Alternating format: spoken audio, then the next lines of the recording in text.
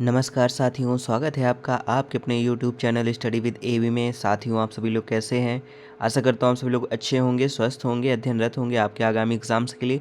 साथियों, आज इस वीडियो में हम इंग्लिश का फुल प्रैक्टिस सेट 10 सॉल्व करेंगे, जिसमें से आपको ग्रामर और पेडागोजी के 30 मोस्ट इंपॉर्टेंट क्वेश्चंस देखने को मिलेंगे, जो आपकी प्रिपरेशंस को और भी बेहतर बनाएंगे और भी आप एग्ज़ाम्स में अच्छा स्कोर कर पाएंगे। तो साथियों, शुरू करते हैं आज का प्रैक्टिस सेट। पार्ट ए में हम लोग इंग्लिश ग्रामर के 15 क्वेश्चंस को सॉल्व करेंगे। आप किसी भी एग्जाम प्रिपरेशंस कर रहे हो, चाहे सीटेट, टेट, एसएससी, रेलवे, आप किसी भी एग्जाम जिसमें इंग्लिश ग्रामर आती है, आपके लिए बहुत ही बेनिफिशियल होने वाले हैं। तो साथियों, शुरू करते हैं आज का first part A English grammar, जिसमें आपको 15 क्वेश्चंस देखने को मिलेंगे। फर्स्ट क्वेश्चन है, choose the option that best completes the sentence.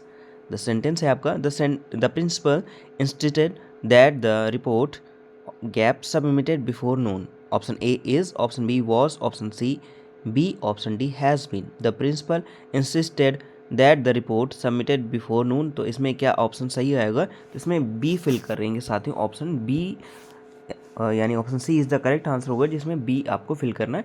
यह बी क्यों कब लगता है, ये आपको याद रखना है कि after insist we use subjective mood be form इस्तेमाल, यानी इंसिस्ट के बाद वर्ब का बेस फॉर्म यानी बी ई आता है, याद रखिएगा। तो the principal insisted that the report be submitted before noon, option C is the correct answer. Next question, question number second, identify the sentence that is grammatically correct. Option A, he suggested me to apply for the post. Option B, he suggested that I apply for the post. Option C, he suggested me that I should apply. Option D, he suggested to apply for the post. तो यहाँ पे आपको grammatically correct sentence आपको choose करना है, तो कौन सा होगा? तो यहाँ पे राइट आंसर होगा साथियों, he suggested that I apply for the post. Option B is the correct answer होगा। वाई, क्यों करेक्ट होगा ऑप्शन बी? यहाँ पे suggest is followed by that plus subject plus base verb, ये याद रखिएगा, यानी सजेस्ट के बाद दैट प्लस वर्ब का बेस फॉर्म आता है। तो यहाँ पे बेस फॉर्म क्या है? यहाँ पे he suggested that I apply for the post, option B is the correct answer. Next question, choose the correct meaning of the underlined word. तो अंडरलाइंड वर्ब आपको बताना है, तो यहाँ पे अंडरलाइन नहीं हो पाया साथियों, अंडरलाइंड वर्ड है यहाँ पे ये फोस्टर। तो आपको यानी the teacher try to foster independent thinking among students. Option A prevent, option B encourage, option C criticise, option D restrict. The teacher try to foster independent thinking among the students. तो यहाँ पे poster का means आपको बताना है, यानी कि correct meaning underline यहाँ पे फोस्टर है। तो फोस्टर का मीनिंग क्या होगा साथियों? क्या होता है फोस्टर का मतलब होता है मीन्स टू इनकरेज और प्रमोट ग्रोथ, यानी बढ़ावा देना। तो यहाँ पे ऑप्शन बी क्या हो जाएगा? राइट हो जाएगा, encourage. Next question, question number 4, choose the sentence that shows probability that not certainty. Option A, he must be at home now. Option B, he is at home now. Option C, he might be at home now. Option D, he will be at home now. तो यहाँ पे आपको probability not certainty, यहाँ पे आपको कौन सा sentence show कर रहा है? तो यहाँ पे आपको ऑप्शन सी क्या हो जाएगा? राइट आंसर है। यहाँ पे क्या सर्टेनिटी है, यानी he might be at home now, ये होगा, यानी कि वह हो सकता है इस समय पर घर पर था, ये आपका यहाँ पे। तो यहाँ पे सर्टेनिटी है, ना कि यहाँ पे नॉट सर्टेन है, प्रोबेबिलिटी है, ठीक है, सर्टेनिटी नहीं है। तो option C is the right answer हो जाएगा, याद रखिएगा, यानी कि might shows possibility not certainty, might अनिश्चितता दर्शाता है। Next question 5, choose the correct passive form. People say that the exam will be postponed. तो इसका करेक्ट पैसिव फॉर्म आपको चूज करना है साथियों। Option A, the exam is set to be postponed. Option B, the exam was set to be postponed. Option C, the exam had set to be postponed. और option D, it is said that the exam will be postponed. तो यहाँ पे people say that the exam will be postponed, तो इसका passive form choose करना है साथियों। तो याद रखिएगा, तो it said that ना, कहा गया ना किसी के द्वारा, तो यहाँ पे क्या हो जाएगा? Impersonal passive structure is correct here. तो इम्पर्सनल से यहाँ पे क्या, यहाँ इम्पर्सनल पैसिव का सही प्रयोग है। तो यहाँ पे क्या होगा आपका? ऑप्शन डी इसका राइट आंसर हो जाएगा, it is said that the exam will be postponed, ये होगा, क्योंकि यहाँ पे जो है वो इम्पर्सनल पैसिव स्ट्रक्चर है, ठीक है। तो यहाँ पे it is said that the exam will be postponed, option D is the right answer हो जाएगा। नेक्स्ट क्वेश्चन, इंपॉर्टेंट क्वेश्चन था साथियों, इस तरह क्वेश्चन बहुत पूछे जाते हैं। तो option 6, question 6, choose the correct option. No sooner gap the bell rung then the students rushed out. Option A did, option B had, option C was, option D has. तो यहाँ पे नो सूनर हैड देना है ना, तो correct structure क्या होना चाहिए, no sooner plus had plus verb का third form plus then. Okay, ये फिक्स्ड ग्रामेटिकल स्ट्रक्चर है, तो इसे याद रखिएगा. तो उसके हिसाब से आपका जो राइट आंसर बनता है वो हैड, यानी कि किस में है आपका, बी में, यानी नो सूनर हैड प्लस यहाँ पे वर्ब का थर्ड फॉर्म आना चाहिए, फिर उसके बाद जो आपका देन के बाद अदर सेंटेंस आना चाहिए. तो no sooner had the bell rang then the students rushed out. Option B is the correct answer. तो साथियों को वीडियो कैसा लग रहा है जरूर बताइएगा, साथ ही साथ अपना स्कोर भी बताएं वीडियो क्लास में कि आपका स्कोर 30 में से आपने कितना गेन किया. और आपको वीडियो अच्छा लग रहा हो तो साथियों लाइक कर लें, और अगर चैनल को अभी तक सब्सक्राइब नहीं किया तो सब्सक्राइब करके जरूर बेल आइकन को प्रेस कर लीजिए, जिससे आपको अच्छे वीडियो के नोटिफिकेशन टाइम टू टाइम मिलते रहे और आपकी प्रिपरेशंस और भी बेस्ट होती रहे. तो आते हैं नेक्स्ट क्वेश्चन पर. Identify the error. She is one of the students who has completed the project. इस सेंटेंस में आपको एरर बताना है, कहाँ पर है. Option A she, option B is, option C has, option D completed. तो यहाँ पे एरर क्या होगा साथी, यहाँ पे एरर जो है वो हैज़ होगा. क्या होगा, हैज़. यहाँ पे क्या आना चाहिए, क्योंकि यहाँ पे relative clause refers to students, तो स्टूडेंट्स के हिसाब से यहाँ पे हेल्पिंग वर्ब होनी चाहिए, और स्टूडेंट्स रिफर कर रहा है प्लूरल को, तो यहाँ पे हैव आना चाहिए, ना कि हैज़ आना चाहिए. तो यहाँ पे जो एरर है वो क्या होगा, हैज़. ऑप्शन सी यहाँ इसका आंसर होगा, यानी यहाँ पे वर्ब प्लूरल होनी चाहिए, तो हैव आना चाहिए, यानी she is one of the students who have completed the project होना, हैव होना चाहिए, ना कि has. Next question, question number 8. Choose the correct reported speech. आपको करेक्ट इसमें से रिपोर्टेड स्पीच आपको चूज़ करना. सेंटेंस है the teacher said why are you making noise. Option A the teacher asked why were they making noise. Option B the teacher asked why they were making noise. Option C the teacher asked why are they making noise. Option D the teacher asked why they are making noise. तो यहाँ पे आपको correct reported speech choose करना है. तो यहाँ पे indirect questions क्या है, नो इन्वर्जन है ना, no inversion plus tense change करना है. तो रिपोर्टेड स्पीच में क्वेश्चन फॉर्म नहीं रहता, तो उसको क्वेश्चन फॉर्म नहीं करना है. तो यहाँ पे राइट आंसर क्या हो जाएगा, यहाँ पे द टीचर आस्क्ड, और यहाँ पे यहाँ इन्वर्टेड कॉमा की जगह क्या, वाई, और यहाँ पे यू की चेंज हो जाएगा टीचर से, यहाँ पे टीचर के बाद जो सेंटेंस होते हैं, यानी they were making noise. The teacher asked why they were making noise. Option B is the right answer हो जाएगा, क्योंकि टीचर्स किससे कह रहा है, बच्चों से कह रहा है, और बच्चे यहाँ पे the teacher said to students है, यानी तो स्टूडेंट्स के हिसाब से यू चेंज हो जाएगा दे में. ओके, याद रखिएगा दे में. तो the teacher asked why they were making noise. Option B is the correct answer हो जाएगा. Next question 9. Choose the correct option. Hardly started teaching when the power went of. इस तरह क्वेश्चन बहुत पूछे जाते हैं, तो इनको बिल्कुल माइंड पे सेट कर लीजिए. यानी हार्डली यहाँ पे आगे के बाद हमें started teaching when the power went off. Option A she had, option B had she, option C did she, और ऑप्शन डी सी डिड. तो हार्डली यहाँ पे इस्तेमाल हुआ है, तो इन्वर्जन रिक्वायर्ड आफ्टर हार्डली होगा साथियों. तो हार्डली के बाद क्या आएगा, हेल्पिंग वर्ब पहले आता है, तो यहाँ पे हेल्पिंग वर्ब आना चाहिए. तो यहाँ पे हेल्पिंग वर्ब, और यहाँ पे क्या है आपका, यहाँ पे हैड आएगा, क्योंकि यहाँ पे teaching when the power went off है. तो यहाँ पे option B is the correct answer हो जाएगा. हार्डली हैड सी स्टार्टेड, क्योंकि यहाँ पे स्टार्टेड थर्ड फॉर्म है ना, तो इसलिए यहाँ पे हैड से स्टार्ट करेंगे, ना कि डिड से स्टार्ट होगा. तो इसलिए याद रखिएगा had, hardly had she started teaching when the power went off. अगर यहाँ पे स्टार्टेड नहीं होता, ईडी नहीं लगा होता, तो हम डिड से स्टार्ट कर सकते थे, लेकिन यहाँ पे जो वर्ब है वो थर्ड फॉर्म में दे रखी है, तो हैड से ही आएगा यहाँ पे. Option B is the correct answer हो जाएगा. Next question 10. Choose the sentence with correct article uses. इसमें से कौन से सेंटेंस में जो राइट का आर्टिकल का इस्तेमाल किया गया. Option A he is an honest but the strict teacher. Option B he is a honest but strict teacher. Option C he is an honest but strict teacher. Option D he is honest but strict teacher. तो यहाँ पे correct आपको जो articles का इस्तेमाल किया गया कौन से सेंटेंस में किया गया, तो यहाँ पे एन ऑनेस्ट आता है. ओके, हमेशा, क्योंकि यहाँ पे ऑनेस्ट को रीड अगर प्रोनाउंसिएशंस कर रहे हैं तो वोवेल साउंड निकल रहा है ना हिंदी का आ, तो यहाँ पे honest starts with vowel sound, तो आर्टिकल साउंड्स पर निर्भर करता है.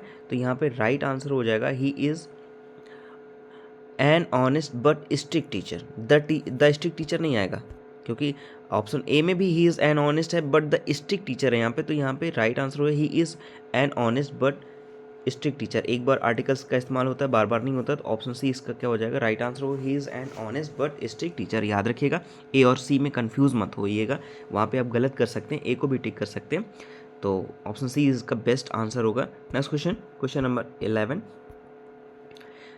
Choose the correct form of the verb each of the candidates required to submit a document. Option A are, option B were, option C is, option D have been. तो each of the candidates required to submit a document, तो यहाँ पे each आया ना साथियों, each represent singular, तो यहाँ पे each हमेशा सिंगुलर के लिए होता है, तो यहाँ पे सिंगुलर वर्ब आएगी, तो सिंगुलर वर्ब क्या है, is, तो ऑप्शन सी इसका क्या है right answer, each of the candidates is required to submit a document. Option C is the correct answer. Next question, question number 12, choose the correct connector. यहाँ पे आप कनेक्टर यानी कि जो आपका बेस्ट कनेक्टर है वो आपको इस्तेमाल करना है। The students worked hard, they could not finish on time. Option A therefore, option B because, option C unless, option D although. तो the students worked hard, they could not finish on time, तो इसका best answer हो जाएगा therefore. Option A is the right answer हो जाएगा, यानी कि सोज result consequence है, तो कॉन्सिक्वेंस ये दर्शाता है, यह परिणाम को दर्शाता है, इसलिए यहाँ पे देयरफॉर आएगा। The students worked harder, therefore they could not finish on time, इसलिए वो समय पर अपना कार्य पूरा नहीं कर सका। Next question, question number 13, choose the sentence that best express suggestions. Suggestions इसमें से बेस्ट सजेशंस क्या है, option A you must read this chapter, option B you should read this chapter, option C you read this chapter, option D you will read this chapter. Choose the sentence that best express suggestions, तो इस right answer हो जाएगा option B you should read this chapter. Option B is the correct answer हो जाएगा। Should expresses suggestions, तो should सलाह को दर्शाता है, इसलिए you should read this chapter. Next question, question number 14, choose the correct transformation. Transformation आपको correct choose करना है। He is too weak to lift the box, option A he is very weak to lift the box, option B he is so weak that he can not lift the box, option C he is weak enough to lift the box, option D he is weak but lift the box. तो इसका right answer हो जाएगा he is too weak to lift the box का option B is the correct, he is so weak that he can not lift the box. याद रखिएगा इसका, यानी too यानी T double O and to so that information होता है, तो यह स्टैंडर्ड ट्रांसफॉर्मेशन होता है, तो he is so weak that he can not lift the box.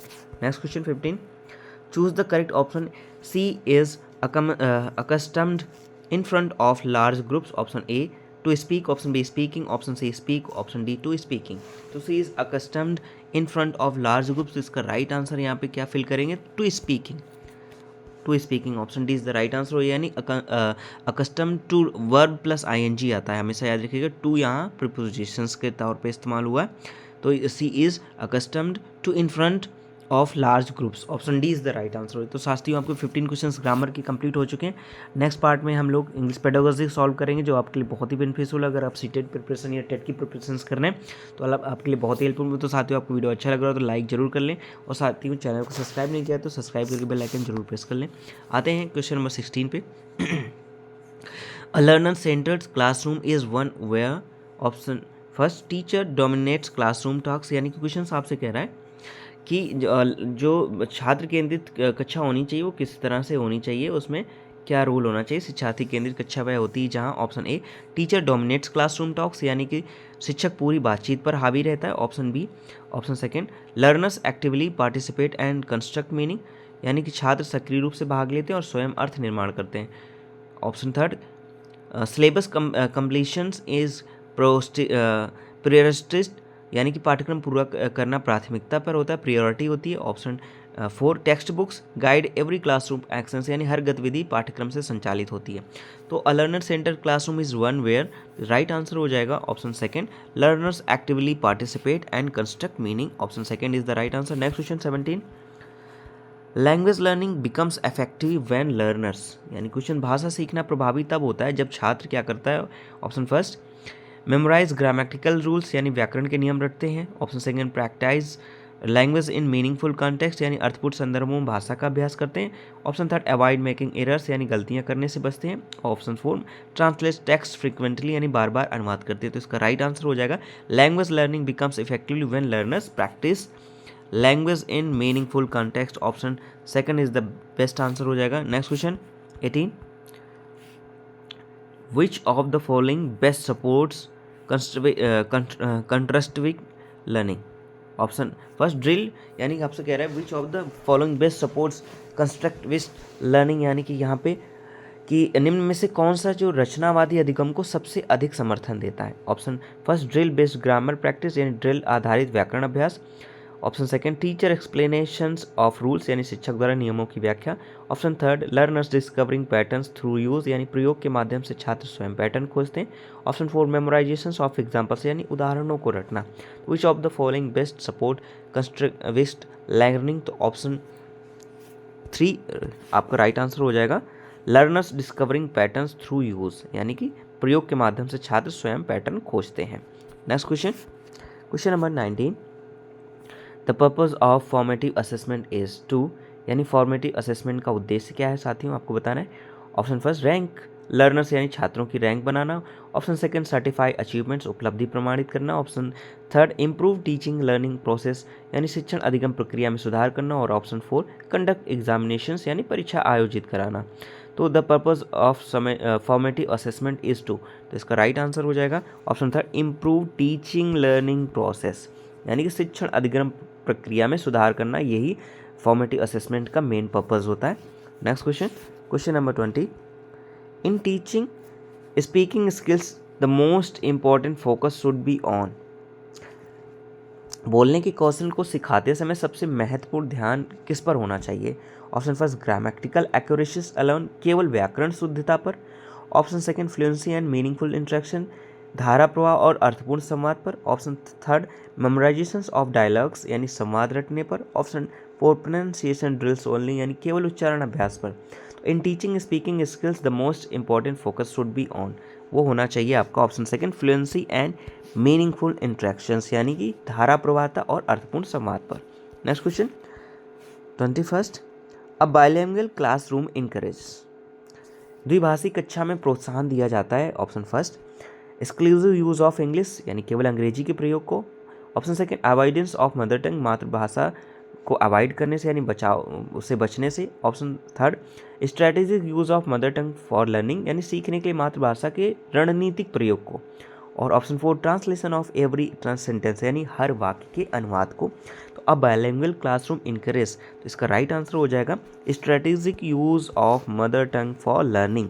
Option third is the right answer हो जाएगा, यानी सीखने के लिए मातृभाषा के रणनीतिक प्रयोग को।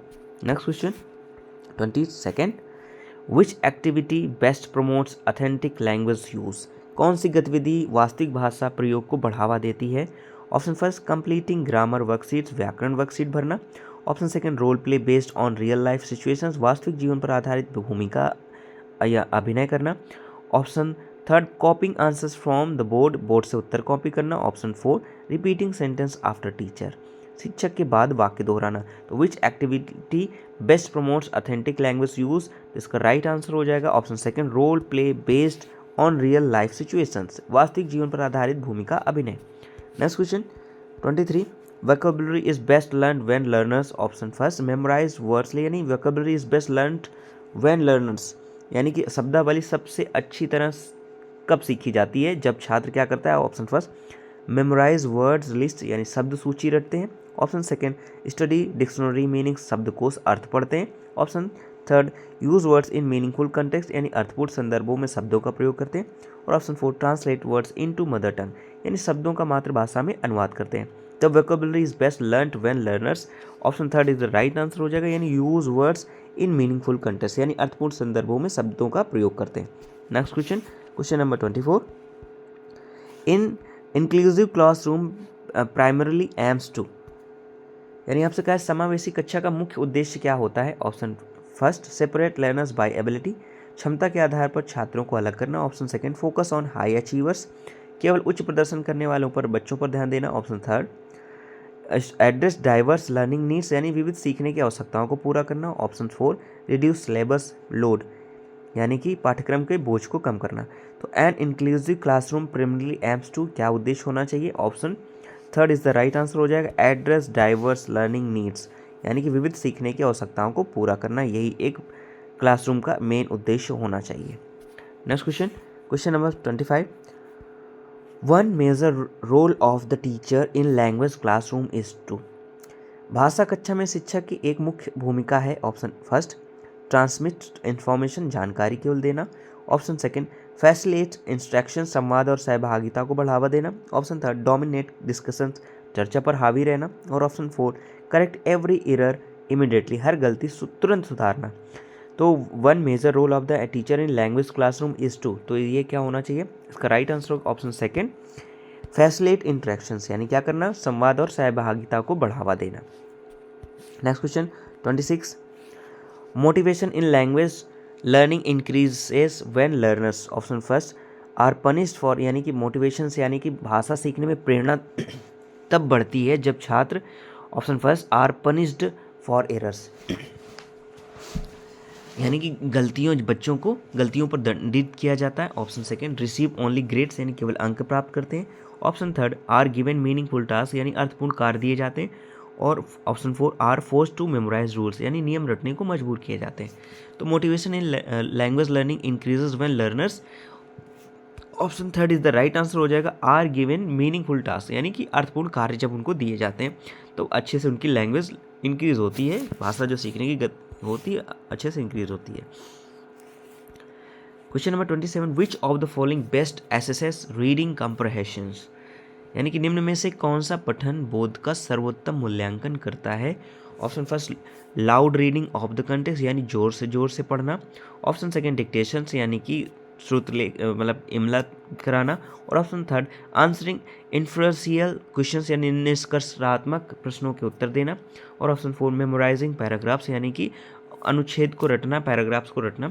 तो which of the following best assesses reading comprehensions, तो इसका राइट आंसर हो जाएगा option third, answering inferential questions, यानी कि निष्कर्षणात्मक प्रश्नों के उत्तर देना। Next question 28, grammar teaching is most effective when, व्याकरण शिक्षक सबसे प्रभावी होता है कब? Option first, rules are taught in isolation, यानी नियम अलग अलग सिखाए जाए। Option second, learners practise only drills, यानी केवल ड्रिल का अभ्यास होता है। और option third, grammar is integrated with language use, यानी व्याकरण को भाषा प्रयोग के साथ जोड़ा जाता है। और option four, errors are strictly avoided, यानी गलतियों से पूरी तरह, यानी उनको पूरी तरह से अवॉइड किया जाता है। तो grammar teaching is most effective one कब हो जाती है? जब grammar is integrated with language use, option third is the right answer हो जाएगा, यानी जब व्याकरण को भाषा के प्रयोग के साथ जोड़ा जाता है तब। Next question 29, learning is said to be meaningful when learners, option, आपसे क्वेश्चंस क्या कह रहे हैं? सीखना अर्थपूर्ण तब माना जाता है जब छात्र क्या करता है? ऑप्शन ए, रिपीट इन्फॉर्मेशन, जानकारी को दोहराते हैं। ऑप्शन सेकंड, मेमोराइज आंसर, यानी उत्तर को रटते हैं। Option third, relate new knowledge to prior knowledge, यानी नई जानकारी को पूर्व ज्ञान से जोड़ते हैं। और option four, write correct answers only, यानी केवल सही उत्तर लिखते हैं। तो learning is said to be meaningful when learners, right answer हो जाएगा option third, relate new knowledge to prior knowledge, यानी कि जब वो नई जानकारी को पूर्व जानकारी के साथ जोड़ते हैं। तो साथियों के 29 क्वेश्चन हो चुके हैं, 1 क्वेश्चन रिमेन है। अपना स्कोर जरूर बताइएगा वीडियो क्लास में आपका स्कोर कितना रहा, और वीडियो आपको अच्छा लगा तो लाइक कर ले, चैनल को सब्सक्राइब अभी भी तक नहीं किया तो सब्सक्राइब जरूर कर लें, जिससे आपको क्लास मिलती रहे डेली। और अगर आप यहाँ पे चैनल में प्लेलिस्ट बनी हुई साथियों, आपको सीटेट की प्रिपरेशन करते तो सीटेट के लिए आपके सारे सब्जेक्ट के आप प्रिपेयर यहाँ से कर सकते हैं। आप सारे प्रैक्टिस सेट्स यहाँ पे देख सकते हैं और अपनी प्रिपरेशन स्कोर बेस्ट बना सकते हैं। और साथ ही साथ अगर आप किसी कम्पिटिटिव एग्जाम्स की प्रिपरेशन कर रहे हैं, जिसमें आप जीएस की प्रिपरेशन कर रहे हैं, तो जीएस के लिए एक अलग प्लेलिस्ट है, वहाँ पर आप जाके अपना जीएस के सारी हिस्ट्री की क्लासेस आप ले सकते हैं। 23 तक क्लासेस हो चुकी हैं, आप सारी क्लासेस विजिट कर सकते हैं और अपने स्कोर को और भी बेहतर बना सकते हैं। आते हैं साथियों आज के लास्ट क्वेश्चन पर। The main objective of language teaching at primary level is to, यानी प्राथमिक स्तर पर भाषा शिक्षण का मुख्य उद्देश्य क्या होता है? Option first, prepare learners for examinations, यानी कि लर्नर्स यानी छात्रों को परीक्षाओं के लिए तैयार करना। Option second, develop communicative competence, तो यानी कि संप्रेषण क्षमता को विकसित करना। Option third, teach literary appreciation, यानी साहित्यिक सौंदर्य बोध को सिखाना। और option four, focus on grammar accuracy, यानी व्याकरण शुद्धता पर ध्यान देना। तो the main objective of language teaching at primary level is to, वो होना चाहिए option second, develop communicative competence. Option second is the right answer. यानी संप्रेषण क्षमता को विकसित करना, अपनी बात को अच्छे से संप्रेषित कर पाना, यही मेन पर्पज़ होता है प्राइमरी लेवल में। तो option second is the best answer हो जाएगा इसका। तो साथियों, आपका अपना स्कोर जरूर बताइएगा। इस वीडियो के लास्ट तक बने रहने के लिए थैंक यू सो मच।